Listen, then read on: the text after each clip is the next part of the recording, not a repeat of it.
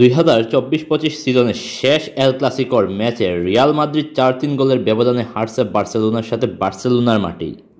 কিন্তু এই ম্যাচটি ছিল পুরোপুরি উত্তেজনায় ভরা। ম্যাচের শুরু থেকেই আক্রমণ পাল্টা আক্রমণ চলল। ম্যাচের শুরুতে এমবাপ্পের জোড়া গোলে মাদ্রিদরা এগিয়ে গেলেও প্রথম হাফ শেষে বার্সেলোনা 4 গোল করে ম্যাচে এগিয়ে যায়। তবে এই ম্যাচের প্রথম হাফে 4-4 গোল হতে পারত, কিন্তু একটি পেনাল্টি ও একটি গোল অফসাইডে বাতিল হয় রিয়াল মাদ্রিদের। আর সেই সূত্র ধরে 4-2 গোলের ব্যবধানে প্রথম হাফ শেষ করতে হয় উভয় দলকে।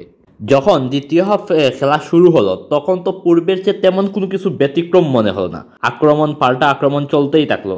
গোল বাতিল হলো, মাদ্রিদ গোল করলো, আবার পেনাল্টিও বাতিল হলো।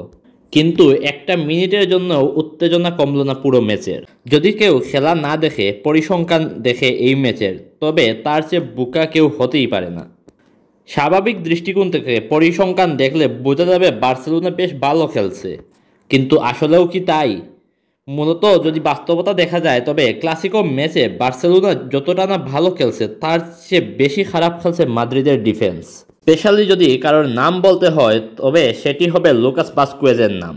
অবশ্য এই সিজনে রিয়াল মাদ্রিদের লুকাস ভাস্কুয়েজের চেয়ে ভালো কোনো ফুলব্যাক নেই, তাই এই পজিশনে কার্লো আনচেলত্তিকে বাধ্য হয়ে বারবার তাকেই খেলাতে হচ্ছে এবং বারবার গোলও হজম করতে হচ্ছে রিয়াল মাদ্রিদ। আপনি যদি ক্লাসিকোর এই ম্যাচটা দেখেন, 4টি গোলের মধ্যে 4টিতেই ম্যান মার্কিং ও বল কন্ট্রোল করতে না পারার কারণে রিয়াল মাদ্রিদ গোল খাইছে। আর এই সবগুলো গোলে লুকাস ভাস্কুয়েজের একটা সরাসরি সম্পর্ক ছিল।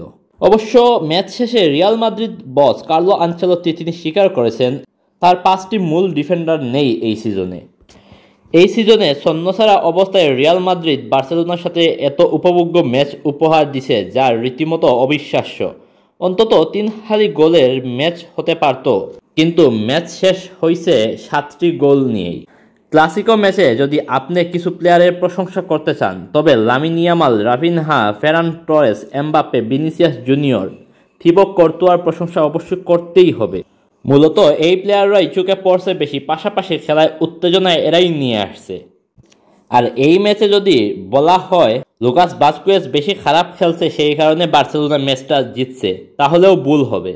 এই ম্যাচে মাদ্রিদের ডিফেন্সের সমস্যাটা কোথায় আছে সেইটা বের করার কাজটা নিয়েছে হ্যান্সি ফ্লিক, আর সেটা ভালোভাবেই বাস্তবায়ন করতে পারছে রাফিনহা, লামিন ইয়ামালদেরকে দিয়ে। আর বাস্তবায়নের পাশাপাশি তাদের রেজাল্টটাও তাদের পক্ষে নিয়ে আসছে তারা।